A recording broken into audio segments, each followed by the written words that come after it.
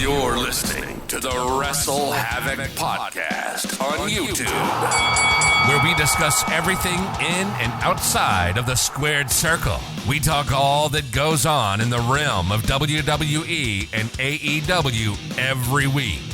And now, here's your host, the one that will give you a reality check on pro wrestling, Flamin' Ricky DeReyes. This is the WrestleHavoc Podcast. WrestleMania 39 is officially in the history books, and fans are not happy with the outcome of last night's main event as Roman Reigns retains his undisputed Universal Championship. The reign of terror of the Tribal Chief continues on as the American Nightmare falls. And my thoughts, honestly, I was genuinely pissed off. What's up, everybody? It is Flamin' Ricky DeReyes, right here on the WrestleHavoc Podcast, here to review WrestleMania 39 Night 2. Overall thoughts on this show. It's very hard to compare both nights of WrestleMania. I remember last year, blatantly clearly, WrestleMania Night 1 was clearly the better show over Night 2. This year, I'm actually leaning towards Night 1 actually still being better than Night 2. Now, I will say, was Night 2 a bad show? No, it was not. I thought Night 2 was a relatively good show. But let's be honest with ourselves, Night 1 definitely had more of the aura, but that's not to say that Night 1, or Night 2 I should say, definitely had a lot of that aura as well. I genuinely believe that this show had a lot of ups, and I mean definitely a lot of ups and some downs overall. The main event overall between Cody Rhodes and Roman Reigns is the pure definition of what a WrestleMania main event should be. Literally for the past couple of years, when Vince McMahon was booking WWE, we would get WrestleMania main events that would end up being mid, in my opinion. The match between Cody Rhodes and Roman Reigns will probably go down as one of the best matches of the year, probably one of the best WrestleMania matches of all time. Let's be honest with ourselves. But that ending in which Solo Sikoa causes Cody Rhodes the match and Roman Reigns wins the title, or retains the title, I should say, caused a lot, and I mean a lot, of outrage on social media.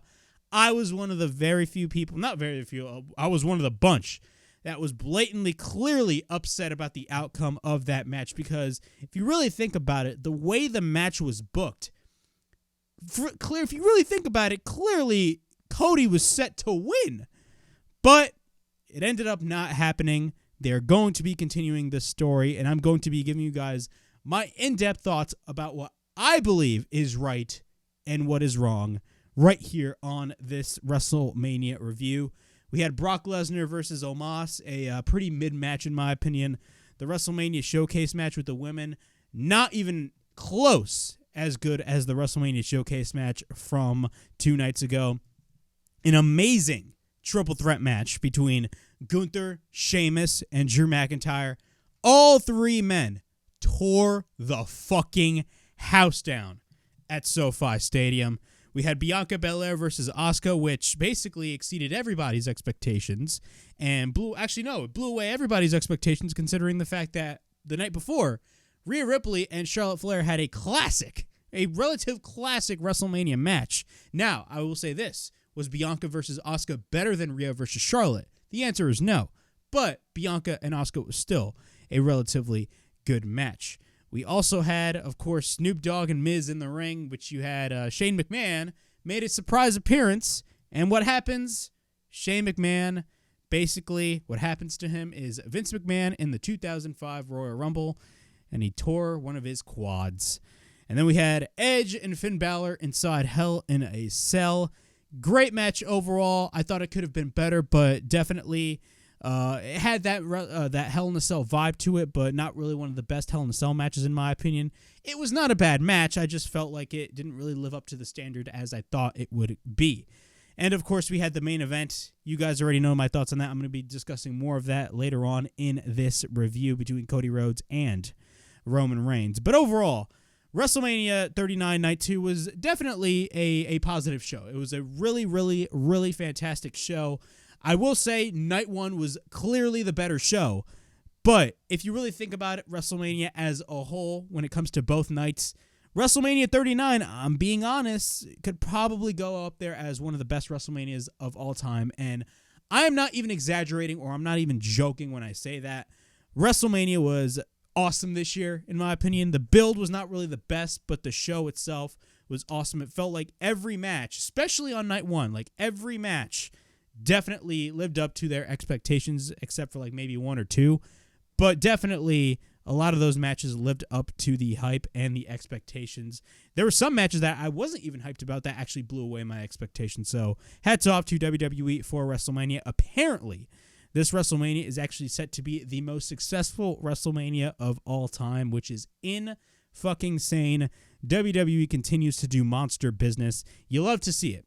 And also, there was bombshell news today that WWE has officially sold the company. Vince McMahon has sold the company officially to Endeavor. Yes, the company that owns the Ultimate Fighting Championship. Now UFC and WWE are going to merge as one single company. They're going to be separate entities, but I believe when it comes to Wall Street and the stocks and all that stuff, it's going to be one whole entity. But I'm not going to be giving you guys my thoughts on that. I'm actually going to be saving that for tomorrow with episode 12 of the WrestleHavoc Podcast, because it is a big story. Of course, right now, today, I got the WrestleMania review. I still have to review Night 2, which is I'm doing right now. And I'm also, I have to do the Raw review. Yes, tonight is the Raw after WrestleMania. It's most likely the biggest Raw of the year, with a lot of the hype, a lot of big things happening on that show as well. So be on the lookout for not only episode 12 of the WrestleHavoc Podcast, but also the Monday Night Raw review, of course, the Raw after WrestleMania 39. Before I get on with all of this craziness, make sure to like and subscribe to the WrestleHavoc Podcast right here on YouTube, in which we discuss everything in and outside of the squared circle. Make sure to like and subscribe for more content, and, as the frickin' referee would say, ring, ring, ring that damn bell for more notifications. Also, the WrestleHavoc Podcast is also available on audio platforms. It is available on Apple Podcasts, Spotify, Anchor, and Google Podcasts. If you guys want to listen to the WrestleHavoc Podcast in audio format, it is available on all of those platforms.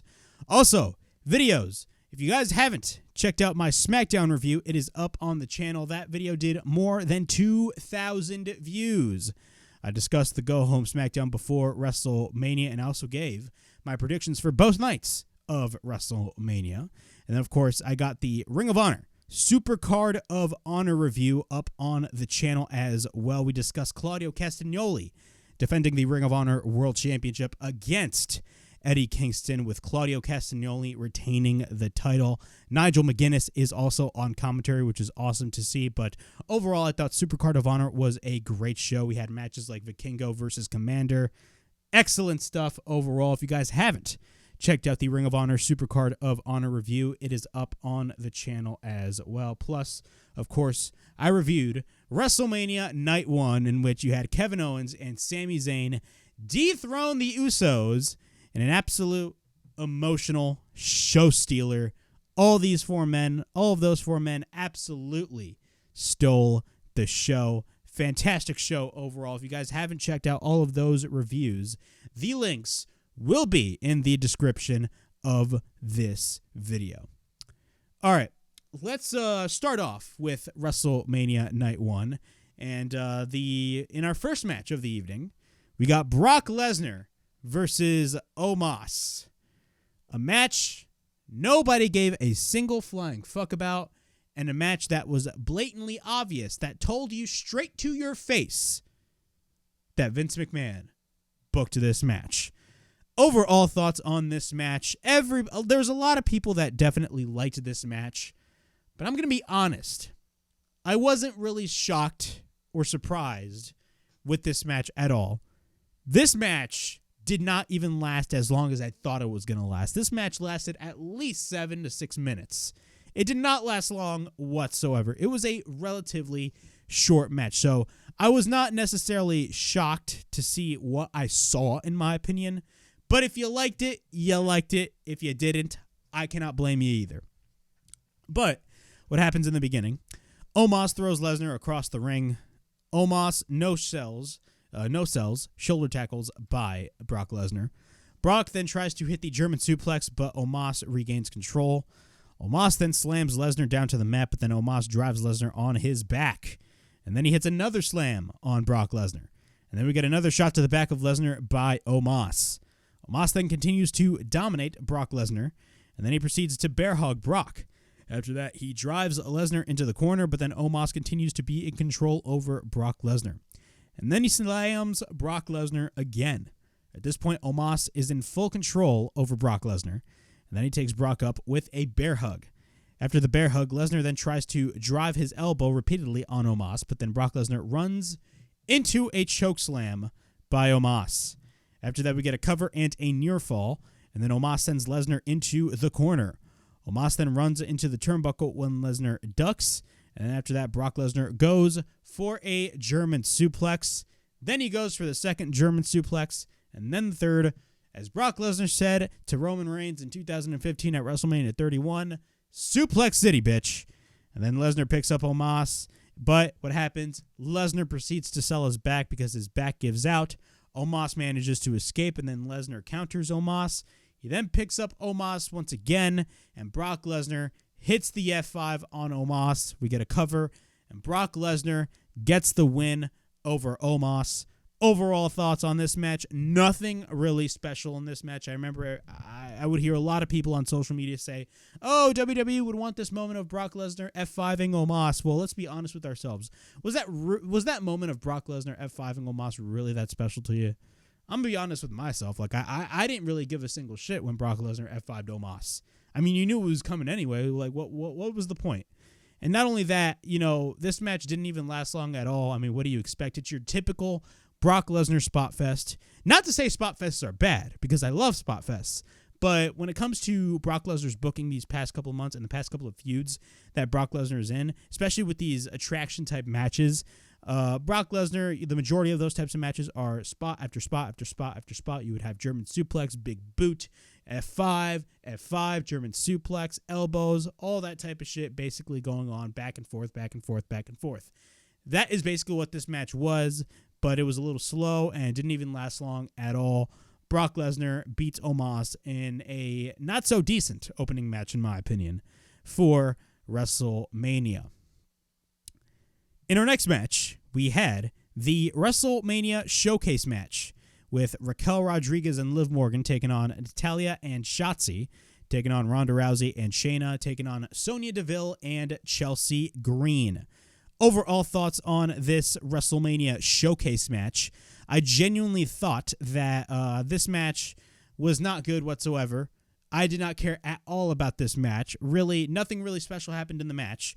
Ronda Rousey and Shayna Baszler basically got over, and Ronda didn't even do a lot in the match. I don't think she even did anything in the match. If you were to compare this match to WrestleMania Night 1's Showcase match, the men's Showcase match completely blew away the women's match. I mean, that Showcase match I didn't even want to see either, but that Showcase match that we saw on Night 1 blew away everybody's expectations. The spots that we saw on the Showcase match from Night 1 was in fucking sanity, in my opinion. No pun intended. It was legitimately insanity. Like, that match was insane, and I absolutely loved every freaking minute of it. And Titus O'Neil on commentary definitely made up for a lot of that. And he actually does come back on commentary on the Triple Threat match on this show. I will talk about Titus O'Neil later, because Titus O'Neil, in my opinion, is really entertaining on the announce table's microphone. But overall thoughts on this match, again, not really that good of a match. I wasn't really that interested at all. Didn't care really enough about this match. Let's be honest with ourselves. Nobody cared. No disrespect to all the women involved. It's just this match was really nothing. Liv goes for the backstabber on Sonya Deville, but then Sonya then hits a pump kick on Liv Morgan. Liv then drives her knees onto the face of Sonya Deville. Then at this point, Natalya is the legal woman. And we then get a drop kick by Natalya, but then Liv Morgan goes for the head scissors. Raquel then makes the tag, and then we get a double team by Raquel and Liv Morgan. Raquel then picks up Natalya, but then Natalya escapes. We then get a boot by Raquel, but then Chelsea Green tags in. After that, she proceeds to do her Karen shtick as she usually does, but then she goes to the top. And then Chelsea Green hits a dropkick, but then Raquel no-sells the dropkick by Chelsea Green. And then she picks up Sonya, but then Green takes her out. At this point, Shotzi is the legal woman, but then we get a running senton onto the back of Chelsea Green. And then we get a cover and a near fall when Shayna Baszler interferes. And then Shotzi goes to the outside, but then Raquel and Natalya and Liv triple powerbomb Shayna Baszler. After that, Sonya comes in and takes out everybody. Sonya and Chelsea clear the ring at this point, so all of the heels are gaining the advantage. Then from behind, Shotzi hits a crossbody off the top. And then Shayna is up on the apron, but then Shotzi takes out everybody on the outside. Then with the assist from Natalya, she hits a tope suicida. After that, Chelsea Green is on the top. She hits a crossbody on everybody. Liv Morgan then comes in with Raquel, and then she has Liv up and drops Liv Morgan to the outside. Shotzi then goes for a DDT attempt on Raquel Rodriguez, but then Raquel goes for the fall-away slam. And then after that, Raquel hits the corkscrew elbow. After that, Raquel then picks up Shotzi, but then Sonya tags in. At this point, the heels gain the advantage. Raquel then picks up Chelsea Green, but then Deville hits a kick on Raquel. And then she goes for a knee on Raquel after that. And then Chelsea Green kicks her to the outside. Shotzi then from behind comes in. Then Natalya comes in, but then Natalya and Shotzi go for the double team attempt. After that, we get a cover by Natalya and a near fall, but then Green takes Shotzi to the outside. Natalya then slams Chelsea on Sonya, but then Natalya applies a double sharpshooter on Sonya Deville and Chelsea Green. And then Liv Morgan comes in and hits the double dropkick. Liv Morgan then goes for the tag, but then both Liv Morgan and Shotzi fight it out. Shotzi then ducks an enziguri, but then she hits the tiger suplex, follows up with a knee.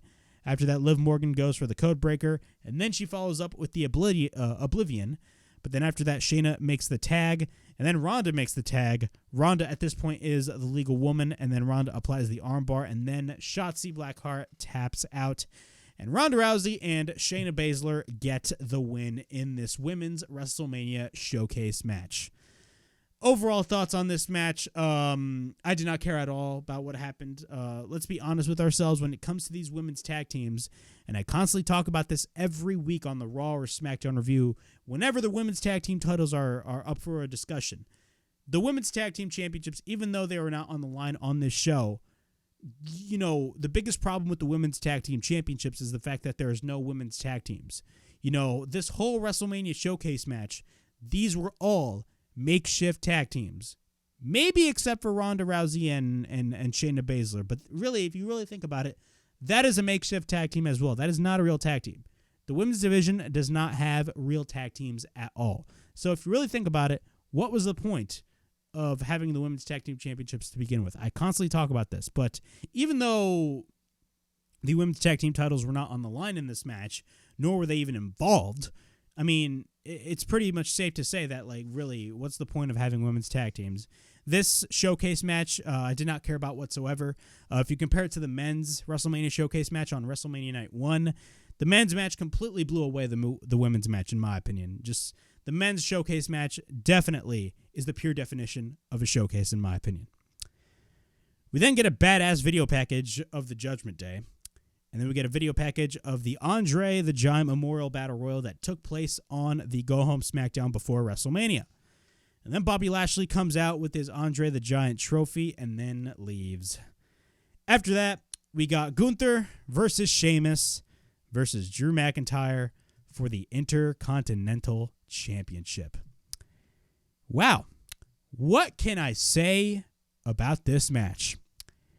This match was fucking awesome. Just fucking awesome.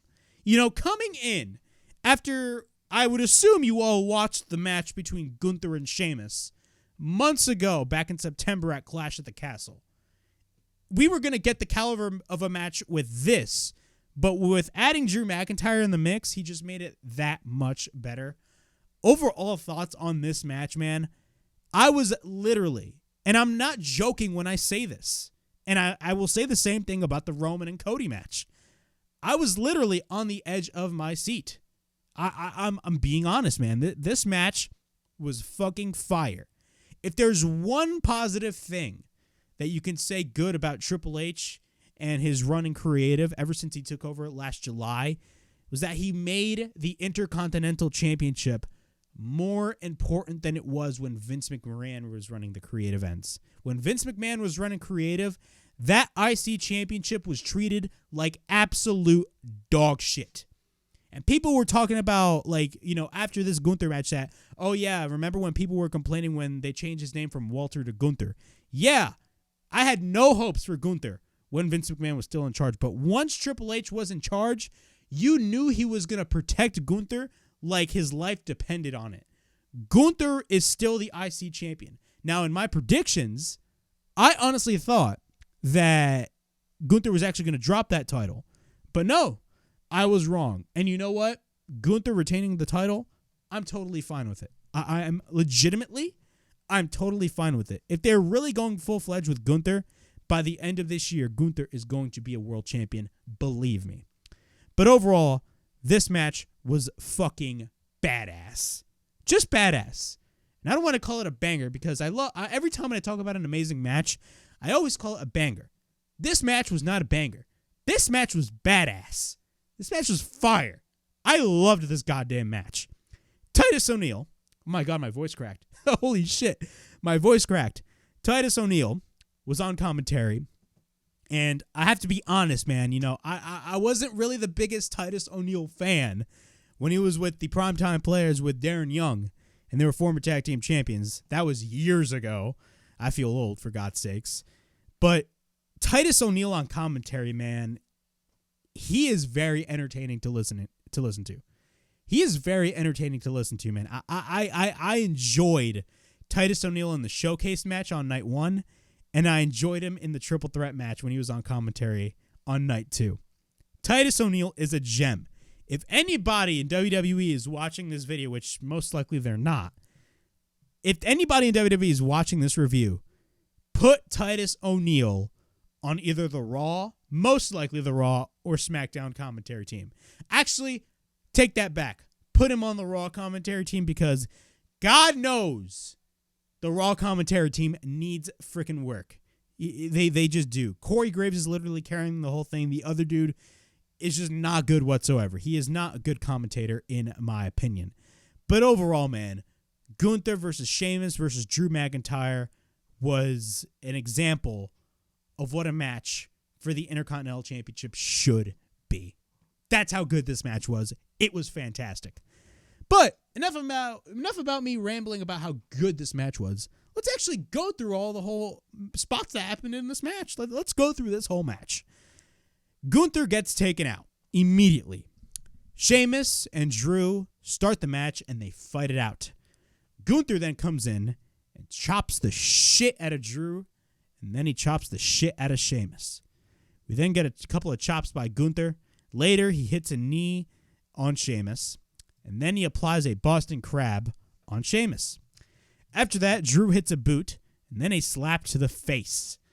Gunther and Drew exchange shots, and then both men exchange chops. Sheamus proceeds to enter the fray.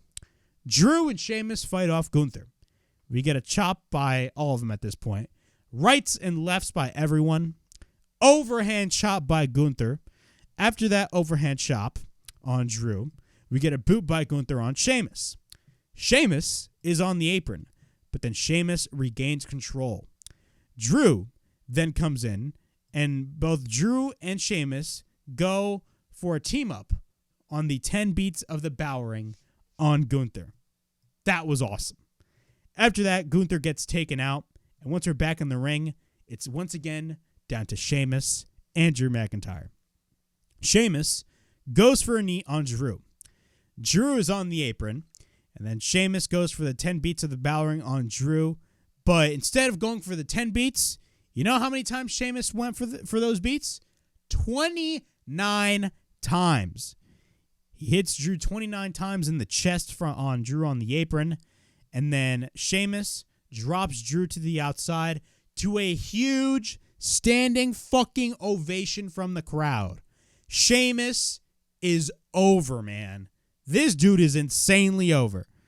He tries to hit the Celtic Cross. Well, actually, no, he picks up Drew. He tries to hit the Celtic Cross, but then Gunther comes back and hits a boot. Gunther then goes for a release German suplex on Sheamus. Then he hits a furious clothesline. I don't even want to call Gunther's clotheslines a clothesline. That shit was a fucking lariat. After that, we get a cover and a near fall. Gunther is in control. Gunther hits a lariat. We get a cover by Gunther and a near fall. Drew then comes in, and then Drew hits a neck breaker on Gunther. And then Drew hits a belly-to-belly throw on Sheamus on Gunther in the corner. Drew then goes for the Future Shock DDT after that. Gunther then ducks the Claymore, and then we get a dropkick by Gunther. At this point, Gunther goes for the powerbomb, and then we get a cover and a near fall. Gunther then goes to the top, but then Sheamus enters the fray. We then get a chop by Sheamus on Gunther, but then he picks up Gunther, and Sheamus hits the white noise. He then picks up Gunther, and finally hits the Celtic Cross on Gunther. We get a cover by Sheamus and a goddamn kick out. After that, Sheamus applies the cloverleaf on Gunther, and then Gunther makes it to the bottom rope. At this point, Sheamus drags Gunther into the center of the ring, and then he applies the cloverleaf again. But then after that, Drew applies the chinlock on Sheamus while Sheamus has Gunther applied in the cloverleaf. After that, we get a back elbow by Sheamus, but then we get a knee by Sheamus on Drew, and then he hits a knee on fucking Gunther. After that, Sheamus is still over as fuck, standing ovation from the crowd. Like, you literally had the crowd stand up for this man. Sheamus is so over right now. He sets up the bro kick. He actually hits the goddamn bro kick. We get a cover and a near fall when Drew drags Sheamus to the outside. After that, both Drew and Sheamus fight it out. Sheamus goes to the apron, but then gets taken out to the outside once again.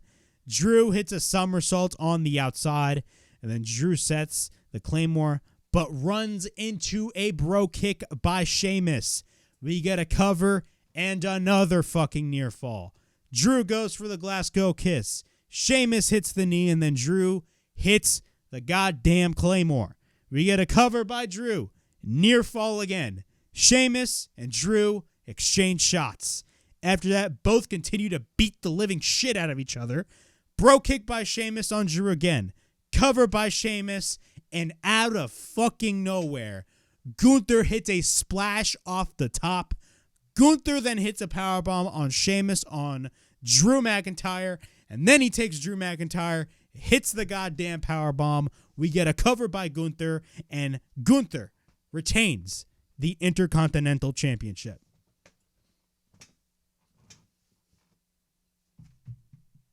I'm fucking speechless after that match. I really am. I am 100% speechless after that goddamn match. That match was everything that match needed to be. The triple threat match that we saw at WrestleMania for the IC title is exactly the type of match that needs to be had for the Intercontinental Championship at a WrestleMania. That was your Macho Man versus Ricky Steamboat match. Even though it was a triple threat, let's be honest, the analogy, it kind of makes sense. This match was the true definition of the show stealer. Now, granted, Cody and Roman stole the show, but people are going to be talking about this match for years to come. They're going to be talking about Cody versus Roman. Trust me, we all will. But man, this match right here that we saw was a definition of a WrestleMania classic. And I know I sound like a kiss ass and a mark for that, but Jesus Christ, the way that WWE has been booking Gunther, they are booking this man like $1 million. They are protecting the shit out of him. And you know what? I am here for it. Because Gunther, mark my fucking words, by the end of this year, Gunther is going to be a world champion. Mark my goddamn words. Gunther is going to be a world champion. This match was fucking badass. Badass. That's how badass this match was. This match was so goddamn good. I loved it. I marked the fuck out I don't know how many goddamn times, but Jesus Christ, this match was the shit. This match was fucking awesome. I loved this goddamn match, man. Holy shit. But yeah, those are my thoughts on that. Like that, again, man, this match was fire. This match was like, I can't stop thinking about it, man. This match was amazing. It was just amazing. This is one of those matches I'm actually going to go back and watch because much like the Sheamus and Gunther match at Clash of the Castle back in September, this is another match that I'm definitely going to be rewatching. I mean, that match was just, it blew me away. Like, I knew this match was going to be amazing. You knew coming into this show that this match was going to be amazing, but you didn't know how good it was going to be. And then once you saw that match, god damn, that was so good. Enough about me marking over this triple threat match. Let's talk about the next match. We got Bianca Belair versus Asuka for the Raw Women's Championship. Now, I'm going to be honest with you guys.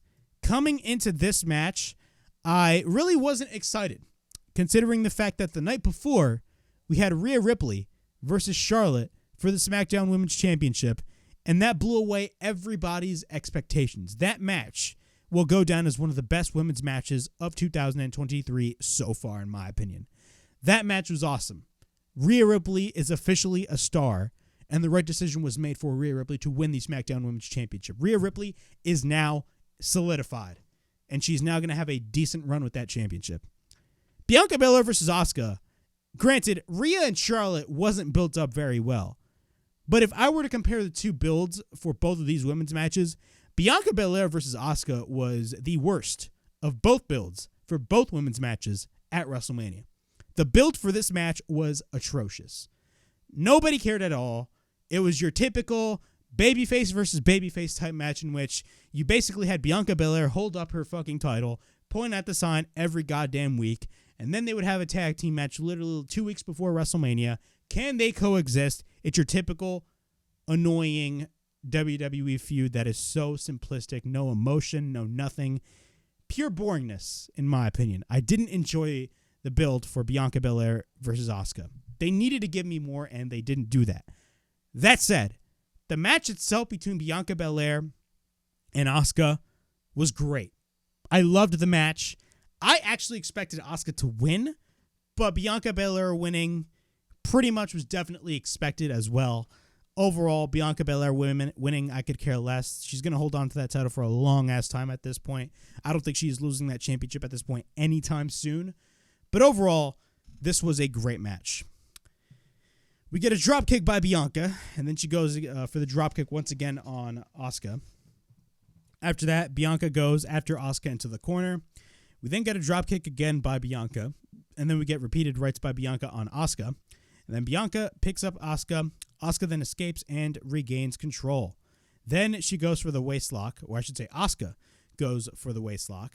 And then we get a spinning back fist by Asuka. Spinning kick by Asuka. She goes for a series of moves at this point. She hits the running bulldog, and then she goes for the sliding knee. We then get a cover by Asuka and a near fall. Asuka again, then goes for the kick. Asuka then goes to the second rope, but then Bianca comes in, but then Asuka escapes and tries to powerbomb Bianca, but Bianca doesn't let her. After that, Asuka comes back. Bianca then lands on her feet from a German suplex attempt, and then Bianca hits a spine buster on Asuka. After that, we get a cover by Bianca and a near fall. Bianca then tries to go for the cartwheel moonsault, but then Asuka counters with a triangle submission. After that, Asuka tries to transition into an armbar.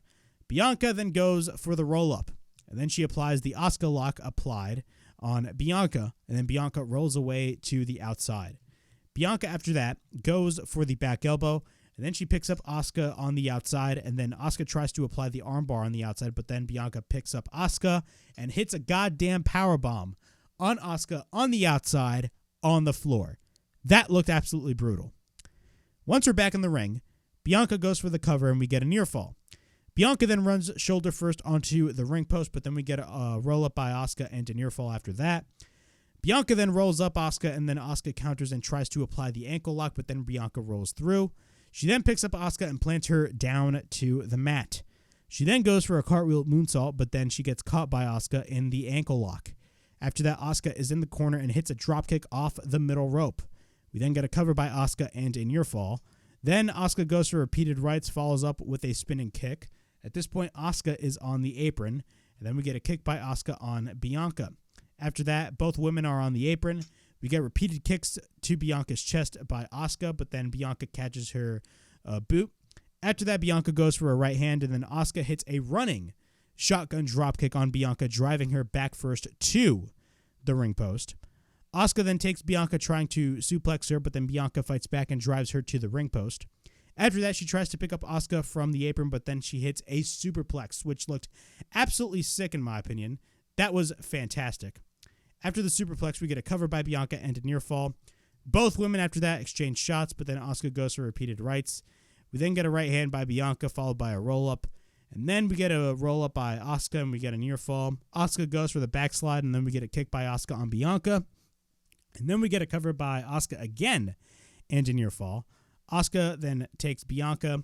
After that, she tries to apply the Asuka lock, but then we get a roll-up by Bianca, followed by a waist lock. After that, the waist lock attempt, Bianca escapes, but then Asuka tries to hit the code breaker, but Bianca counters. Bianca then goes for the blockbuster on Asuka, but then Bianca manages, finally, to hit the cartwheel moonsault. We then get a cover and a near fall. We get a back elbow by Asuka, and then she goes for the knee on Bianca. After that, Bianca goes for the shoulder tackle on Asuka, followed by a stomp. And then Bianca goes to the top, but then Asuka goes for the right hand. Asuka then goes to the top, but then Bianca picks her up, and then Asuka pulls the braid of Bianca's hair. After that, she hits a code breaker. We get a cover and a near fall. Then after that, Asuka goes for the hip attack, but then Bianca counters it in the corner. And then she drives Asuka face first onto the top turnbuckle. Bianca then picks up Asuka, but then Asuka goes to the top rope. After that, Asuka escapes. She spits the mist, but Bianca ducks and Asuka misses. After that, Bianca tries to whip her with the braid, but Asuka doesn't let her. Bianca then goes to the second rope and picks up Asuka. Asuka escapes, and then Asuka catches her in an armbar. Bianca then rolls through, and Bianca powers Asuka up on her shoulders. Bianca then hits the KOD. After that, we get a cover.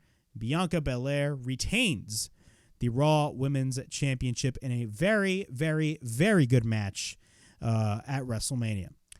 Again, this match was not really my favorite match of the night, but I will say I cannot crap about this match whatsoever, considering the fact that both women gave it their all. Even though the build for this match was shit, the match itself was definitely made up for it, in my opinion. Bianca Belair is still your Raw Women's Champion. Now, the question that we have to ask ourselves is, what is next for Bianca Belair? We do not know what WWE is going to be doing with Bianca Belair at this point. There's definitely going to be some more feuds for her lined up. Maybe Damage Control, but at this point, I feel like I'm kind of past the Damage Control train, in my opinion. And they already feuded anyway, so really, what is the point? But overall, we're just going to have to see what's next for Bianca Belair. But overall, I thought this match was relatively good, and it blew away any expectations that I even had for this match, because I didn't really expect this match to be good. Well, actually, take that back. I did expect this match to be good. I just wasn't really excited about it. Snoop Dogg and The Miz are in the ring. We got tonight's attendance record of 81,395. And the total attendance record for WrestleMania was 161,892. And then Miz gets the microphone and says he wants to get something off of his chest. They were supposed to be friends. Of course, he's talking to Snoop Dogg, but then he put him in the match against Pat McAfee. And then Snoop then asks him, do you want to do it again? And then Miz says he got him off guard. After that, he ruined his suit and he tried to embarrass him. And then you know what Snoop replied? My bad.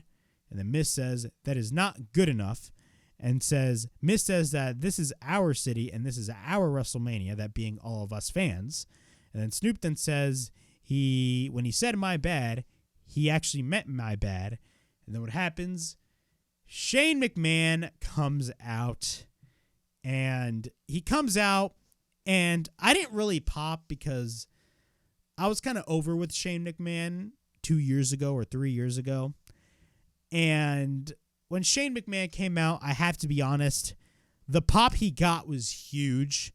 It's like everybody forgot what happened last January when he got fired after basically ruining last year's Royal Rumble.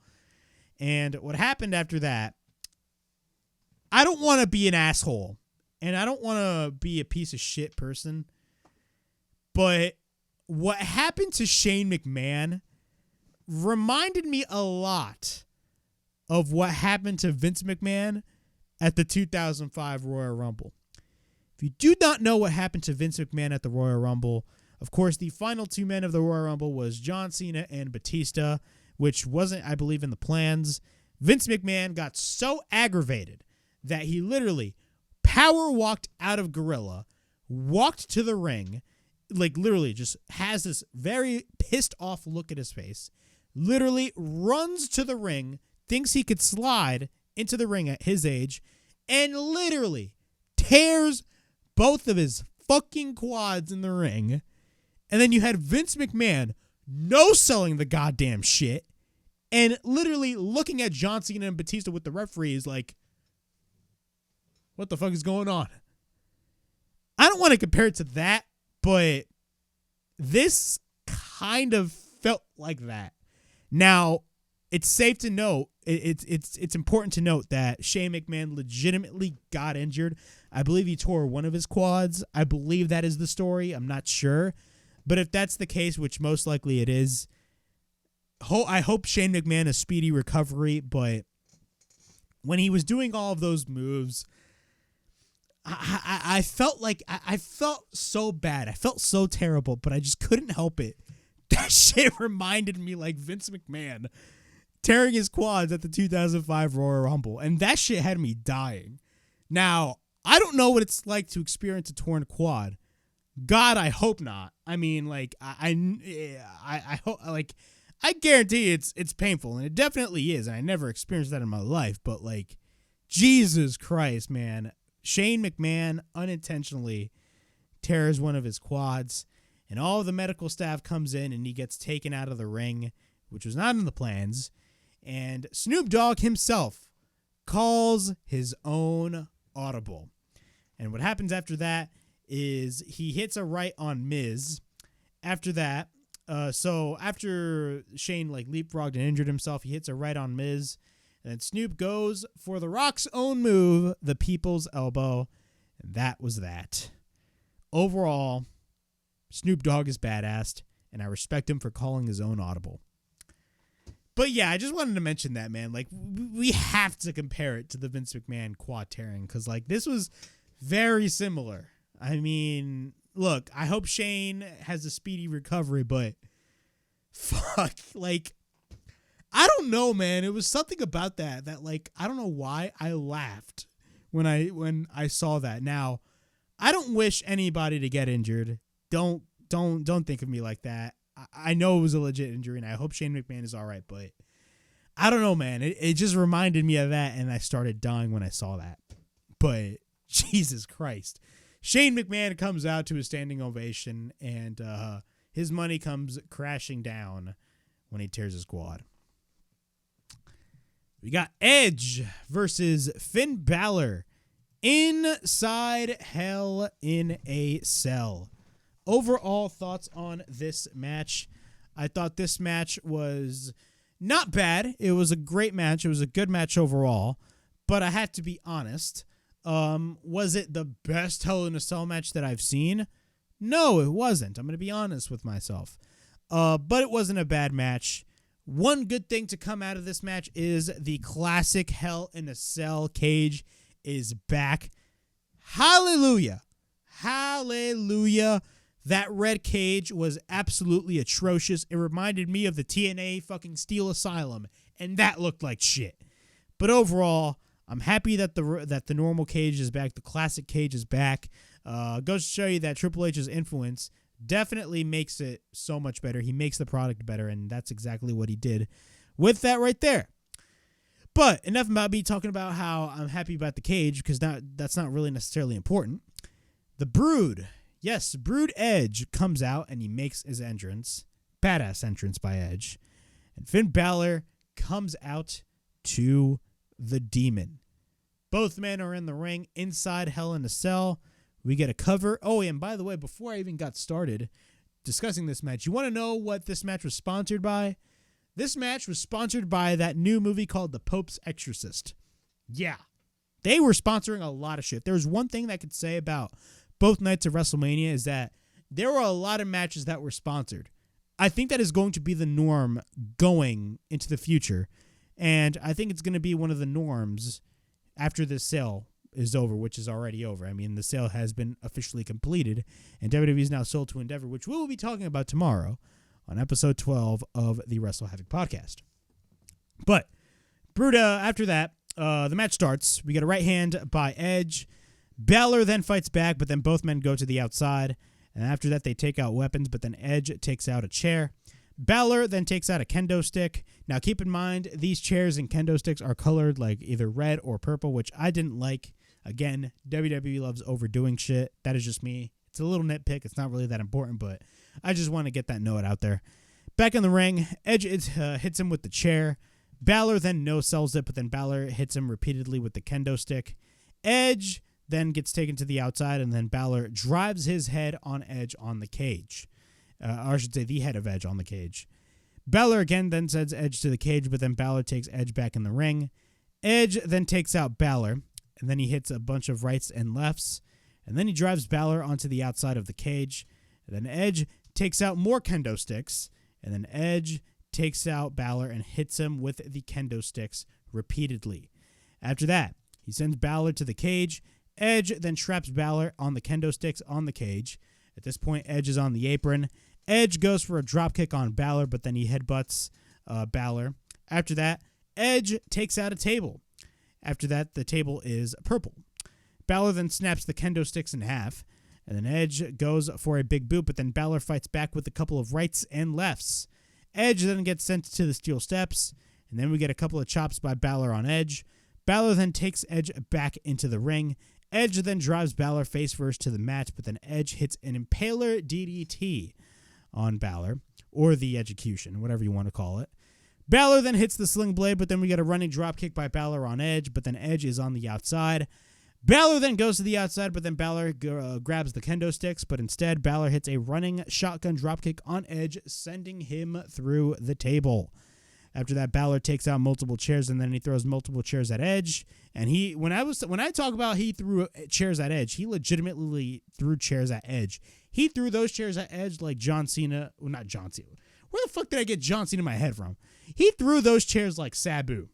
That's exactly how I would envision it. But after he throws multiple chairs at Edge, Edge tries to fight back with a big boot. Edge takes Baszler into the ring. Edge then hits the kill switch in the ring on Baszler, but then Edge sets up a spear, but then runs in a kick. Baszler then goes for the inside cradle. Edge then regains control. Edge goes for a roll-up and a 1 count, but then Edge takes out the ladder from under the ring.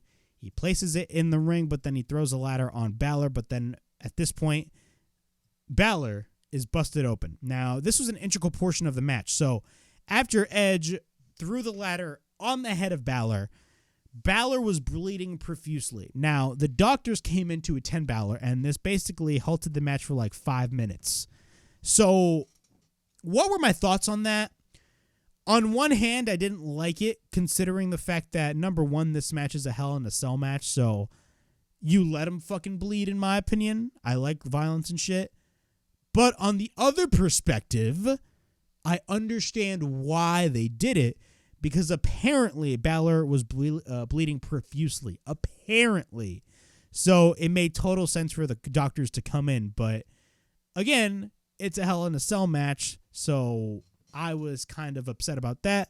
But at the same time, I understood why they did it. All right.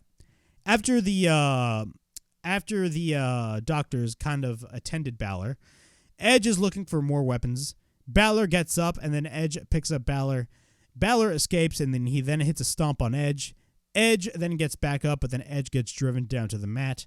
At this point, Baszler gets up, and then he misses the coup de grace.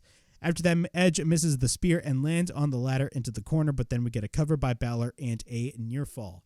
After that, Edge gets himself back up, but then Baszler hits a sling blade. Baszler then goes to the top, and then he hits the coup de grace, but then we get a cover by Baszler and a near fall. Baszler then climbs the ladder, but then Edge comes back and hits Baszler with the kendo stick. Then Edge climbs the ladder. Edge then fights off Baszler, but then Edge hits the execution. We then got a cover by Edge and a near fall. Edge then takes out the table, and then Edge sets up the table in the ring, but then Baszler hits Edge repeatedly with the kendo stick. And then Baszler places Edge on the table. Baszler hits Edge repeatedly with the chair. Baszler goes to the top, but no. This is not Finn Baszler. This is the Demon. So what does he do? He don't just climb up to the top. He climbs the goddamn cage.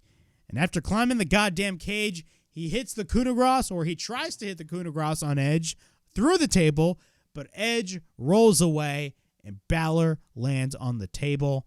After that, we get a spear by Edge. We get a cover and a near fall. Edge then hits him repeatedly with the kendo stick and then hits him with the chair. And then Edge places Baszler's head on one chair. Edge grabs another chair. You know this. It's the Edge special. He hits the one and only Concerto. After that, we get a cover by Edge, and Edge wins the match, defeating Finn Baszler inside Hell in a Cell. Overall thoughts on this match. Again, this match was not bad. It was a great match. Would I rank it as one of my favorite Hell in a Cell matches of all time, though? No, I won't. I won't. This match was not as good as other Hell in a Cell matches, in my opinion. That is not to say, though, that this match was bad. This match was actually relatively good. But there were some moments in the match that I didn't really enjoy. For example, the doctors coming in to attend Finn Baszler. Again, I understand why they did it, and it's a class act by them. But at the same time, it's a Hell in a Cell match. And you know, and don't give me the excuse, oh, it's 2023. No, it's a Hell in a Cell match. There's supposed to be brutality. But, again, I understand why they did it. Apparently, Baszler was bleeding profusely, so it made total sense for them to go out there. WWE just wants to look out for its performers. It makes sense. But overall, the match was pretty good for what it was, and I definitely enjoyed it, and especially the last few moments. I definitely enjoyed the last few moments of this match. All right, we then get a Bianca Belair backstage interview. It talks about how this win has been amazing. She had the opportunity to wrestle a lot of people, and she proceeds to put over Asuka, and she is still the Raw Women's Champion. Then we get our main event of the evening. The creme de la creme. The main event of the biggest show of the year, WrestleMania 39. And coming into this match,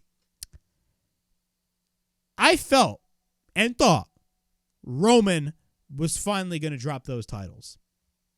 I genuinely did. Everything about this match was perfect. Everything. This is exactly what I want from a WrestleMania main event. Everything about this was pure perfection until the finish of the match. Now, I'm trying so hard for that finish not to take away anything that they did in this match. But me personally, as a fan, I genuinely believe that if there was a time to put the belts on Cody, this was the time to do it. I will provide a deeper explanation because on one hand, I kind of understand why they put the belt or had Roman retain. I understand that. But even before coming in this match, I even knew, like, there are some people that believe Roman is actually going to be retaining. And if you think Roman is going to be retaining, I cannot blame you. But when both men made their entrances, the one thing to note about this match was that this crowd at SoFi Stadium, even though there was a little bit, and I mean like a small, like a 2% chance of boos for Cody Rhodes, Roman Reigns got hella boos. He got legit heat in that crowd. And that crowd at SoFi Stadium definitely wanted Cody to win. That was my biggest issue. I will continue to provide an explanation as to why I personally believe Cody Rhodes should have won. Now, I will say, if you guys look at my Twitter, I tweeted things out that I probably regretted tweeting because I was just so pissed off at the ending that a day later I was trying to digest it and I was maybe thinking, hey, WWE could go in a different direction. But that does not change my opinion that the finish was bullshit. I thought the finish of that match was bullshit. But I'll talk about this after I go through spot by spot what happened in this fantastic main event match for the undisputed WWE Universal title between Roman Reigns and Cody Rhodes. All right. Roman, of course, before the match, gets the microphone, and he says, WrestleMania, acknowledge me. Exactly how we said it. Then the bell rings. Both men face off to a standing ovation. Both men lock up. Both lock up again. We get a side headlock by Cody. Roman picks him up. We get a deep arm drag by Cody. We get then a side headlock takeover by Cody. We get a kick and a right hand by Cody. Roman then retreats to the outside. Paul Heyman then proceeds to give him a pep talk. At this point, Roman goes back into the ring. We then get a bunch of waistlock switches by both. After that, Roman gains control. We get a back elbow by Roman, but then Roman hits in the corner, hits repeated clotheslines. Cody then goes for a dropkick on Roman. And then we get a cover by Cody and a 1 count. Cody then proceeds to work on the arm of Roman Reigns. We then get a right hand by Cody. We get a springboard by Cody, caught by Roman Reigns. Roman then hits the powerbomb. We get a cover by Roman and a near fall. Roman then goes for the right hand. Roman continues to be in control over Cody, but then Roman hits the suplex on Cody. We then get a cover and a 1 count. Roman then suplexes Cody once again. Roman then sends Cody to the outside, but then Cody holds on and comes back. Cody then sends Roman to the outside. Cody then goes for the running kick onto the apron, but then Roman catches him and sweeps him down face first onto the apron. Roman then throws Cody to the ramp, but then Roman picks up Cody and slams him to the ramp. Roman then picks him up again, but then Cody escapes and Cody slams Roman instead on the ramp. After that, Cody continues to work on Roman on the outside. Cody bounces Roman's head on the apron. Cody then goes for a right hand, and then Cody takes Roman back into the ring. Solo Sikoa, who came out with Roman Reigns, is on the outside, hitting Cody with the chair without the referee looking. Roman is actually distracting the referee, so Solo Sikoa is interfering while the referee isn't looking. Roman then goes for the drive-by dropkick on the apron on Cody. We get a cover in the ring by Roman and a near fall. Cody then tries to fight back Roman, but then Cody goes for a couple of body shots. Cody proceeds to fight back, and then he runs the ropes, but then Solo interferes, knocking Cody down when he runs the ropes. Roman then takes advantage and hits a clothesline. We get a cover by Roman and a near fall. Roman then sends Cody into the corner, and then Roman sends Cody to the outside, but then Roman exposes the announce table. And then Roman bounces Cody onto the announce table, and then he goes back into the ring, and then he goes back out. At this point, both men are on the table. He proceeds to pick up Cody, but then he has trouble, but then Cody counters and backdrops Roman Reigns through the announce table. After that, Cody gets him back into the ring, but then Roman hits a right forearm. After that, Cody fights back. Cody goes for the right hand, and then Roman lands into the corner. Cody then hits a power slam. Cody then hits the Cody Cutter. We get a cover and a near fall. Cody then goes for the stomp, but then Roman gets out of the ring. Cody then goes for the suicide dive on Roman Reigns. Cody sends Roman back into the ring. At this point, Cody is on the apron. And after that, Solo has the weight belt of Cody that I believe Cody gave to -1, Brody Lee Jr., who was in the front row, which was great to see, and whips Cody onto the back once again with the referee being distracted. After that, the referee hears it. He hears the sound of the whip from the weight belt, and Solo ends up getting kicked out, and he has been ejected away. After that, Roman has the weight belt, but then the referee tries to take it away from him. At this point, Cody goes for the kick. Cody immediately hits the crossroads. We get a cover by Cody, and when I tell you this was a near fall, I'm telling the truth. This was a close ass near fall right here. Cody then gets Roman up, but then Roman Reigns regains control by hitting the jawbreaker. Then he goes for the headbutt, and then he goes for a shot to the back of the neck of Roman. Roman then sends Cody to the outside, but then Cody holds on. He tries to come back like he did earlier in the match, but then Roman catches him. Then he picks him up, but then Roman escapes, or I should say Cody escapes, and Roman ends up hitting the Uranagi. After that, we get a cover and a near fall. At this point, Roman is back up on his feet, and then Roman sets up the Superman punch, but what happens is Cody counters, and he hits the pedigree. We get a cover by Cody and a near fall. Cody then gets Roman up. Cody goes for the disaster kick, but then Roman counters with the Superman punch. We get a cover by Cody and a near fall. At this point, Roman is in the corner, but then Roman sets up the spear. But then, after Roman tried to hit the spear, Cody counters with the sunset flip. After that, we get a roll-up by Cody and a near fall. And then what happens? Cody goes for the figure 4 leg lock.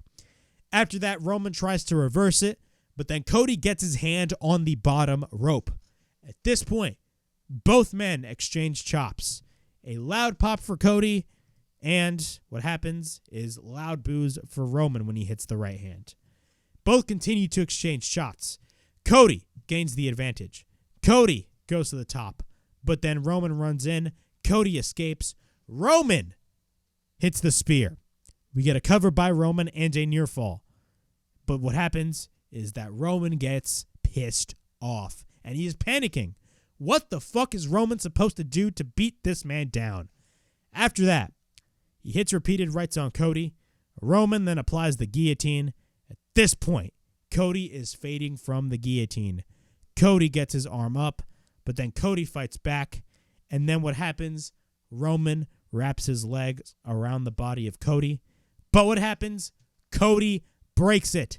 Cody hits repeated rights. And then Cody, by accident, kicks the referee. Then Roman hits the Superman punch, and then both men knock each other down with a clothesline. Roman gets up by Cody, but then what happens is out of nowhere, the men that lost their tag team titles the night before, the Usos, Jimmy and Jay, come in and super kick the shit out of Cody, and then they hit the 1D. And then what happens is Sammy and KO come in for the save. The newly crowned tag team champions come out. KO goes for the stunner on Roman. After that, Sammy goes for the haluva kick on Roman. You definitely had that feeling of, oh my God, it's fucking happening. Then Jimmy and Jay come back. After that, the referee is back. We get a cover by Cody. The referee goes for the slow count because he is knocked out. We get a cover and a fucking kick out by Cody, or by Roman. Cody and Roman again exchange shots. Cody goes for the kick, and then a kick by Roman. Cody goes for the rights. Then after that, both exchange rights once again. Roman Reigns tries to go for the Superman punch, but then Cody counters. Then Cody goes for the amazing Dusty punches, and then he goes for the elbow. Cody goes for the crossroads, and then he hits it. And then Cody goes for the second crossroads, and then he hits it. But then what happens? Paul Heyman is on the apron, distracting the referee, and once Cody had him up for a third crossroads, Solo fucking Sikoa comes in, hits Cody with the Samoan spike, and what happens? Roman Reigns hits the spear. We get a cover. 1, 2, 3. Cody Rhodes failed to finish the story, and Roman Reigns is still your undisputed Universal champion.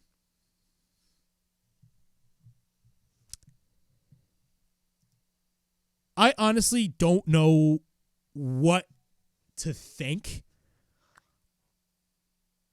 When I was watching this match in real time,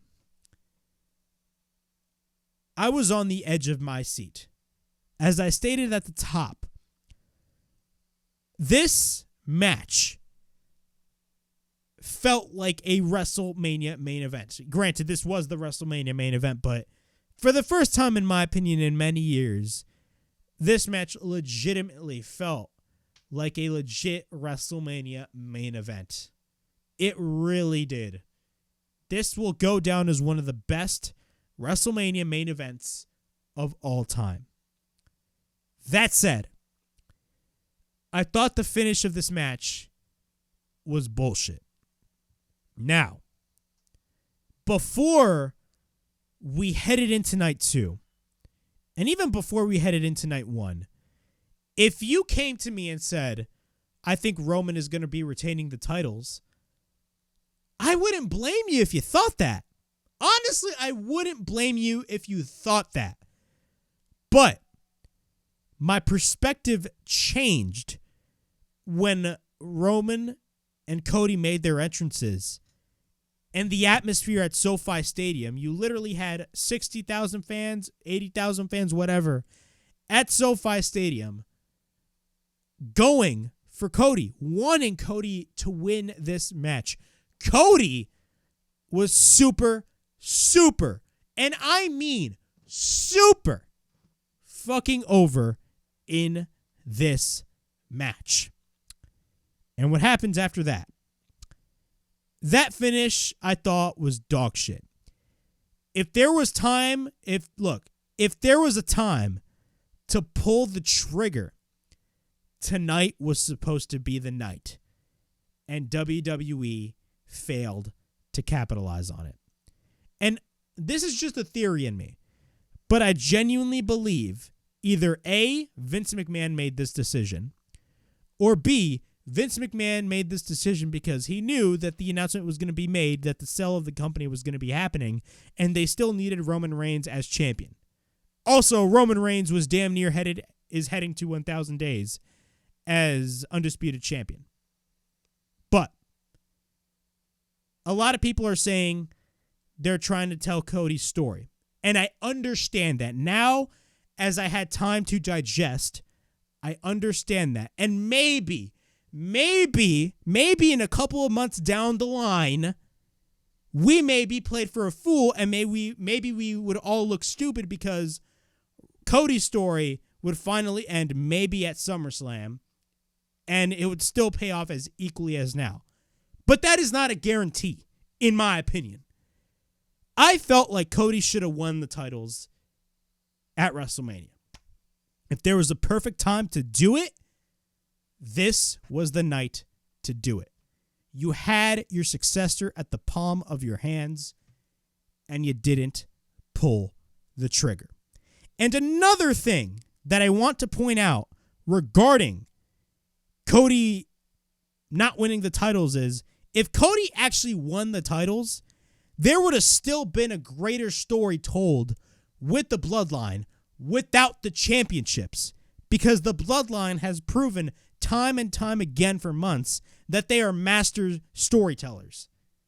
So Roman Reigns and the Usos not having the titles, there is still a greater story to be told if Roman had dropped those titles. And then you would end one chapter, and then you would go into the next, and it would be the beginning of the end of the Bloodline. But WWE loves their numbers. They want Roman Reigns to surpass the 1,000 days. Trust me, I was pissed the fuck off as well. I get it. But even though I thought this finish was pure bullshit, and trust me, I think it was, Cody should have won this fucking match. Clearly. And as far as I'm concerned, you had a bunch of fans, a lot of fans at SoFi Stadium. As soon as Roman retained those titles, as soon as that 3 count and the bell rang, you had fans fucking leave the stadium. Brian Alvarez even said, I believe Brian Alvarez attended WrestleMania last night. He even stated, Fans literally left the building as soon as the bell rang. As soon as Roman won that match, they fucking dipped. Everybody wanted Cody to win this fucking match. If there was a time to pull the goddamn trigger, tonight was the fucking night to do it. And they didn't do it. But, this could possibly, and this is just a possibly, because nothing is guaranteed in this fucking business.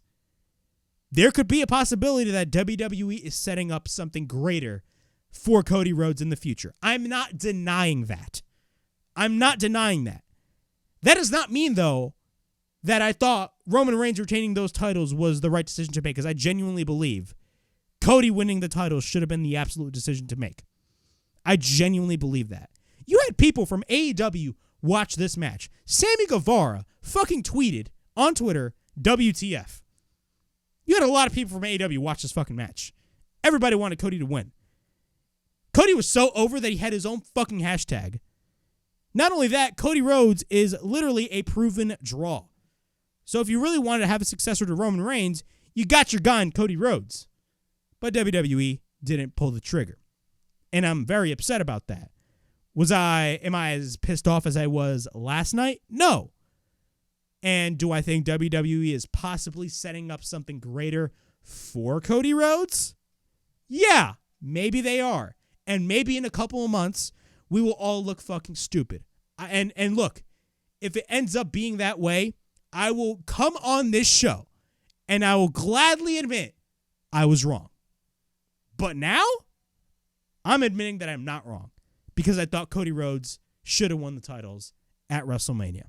That is my opinion. But if a couple of months comes down, and I came up with this conclusion because I tweeted a lot of shit last night because I was super pissed off. I was definitely in the moment. I tweeted a lot of shit like WWE never respected the Rhodes name, blah, blah, blah. I'm going to delete that tweet because legit, I was pissed off. But I'm not really as pissed off now as I was last night. If WWE is really setting up something big for Cody Rhodes and it pays off in the end, I'm not going to say it's guaranteed to pay off because never say never. This business is very tweaky sometimes. And sometimes shit can go backwards.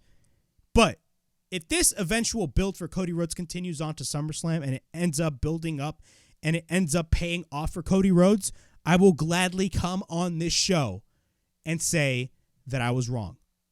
But today is not that day. Today, I will gladly come on this show and say WWE made the wrong decision in a fantastic match that was literally booked like a Roman Reigns was built to lose match. I'm going to go as far as to say that I'm going to compare this match to Johnny Gargano versus Adam Cole. Now, granted, that match was perfection. Same as this match. But the thing that really had me kind of compare it to that match that they had at TakeOver New York was the fact that, the interference from the Undisputed Era, blah, blah, blah. You had moments like that literally made you think, holy fucking shit, Johnny Gargano is actually going to win this shit. And then when they had Sami Zayn and Kevin Owens come in, you genuinely believed Cody Rhodes is actually going to walk out as the champion. And all of a sudden, after all of this amazing shit happened in this match, we have one fucked up bullshit finish that basically fucked up everything. So yeah, that's my stance on the whole thing. I thought the decision that WWE made was bullshit. If you disagree with me, fine. That's what you believe. And honestly, it's a very, I don't want to say convoluted, it's a very interesting scenario in my opinion. But I will say this. If they continue to build up Cody and it ends up paying off, which most likely it will, but I'm not guaranteed that it will. It's not guaranteed that it will pay off. If it ends up paying off for Cody, then you know what? Again, I will gladly come on this show and admit I was wrong. But today is not that day. WWE definitely made the wrong decision. Cody Rhodes should have walked out of WrestleMania as the undisputed Universal Champion. And those are my thoughts on that. But overall, I thought WrestleMania was a fantastic show. If I were to compare WrestleMania's Night 1 and Night 2, honestly, Night 1 was clearly the better show. That is not to say that Night 2 was bad. Night 2 was amazing, but it had a few duds there.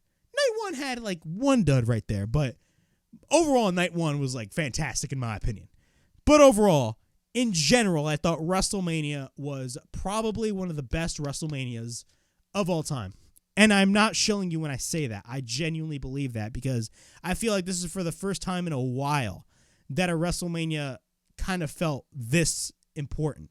And I'm genuinely happy about what we got at WrestleMania, except for the main event.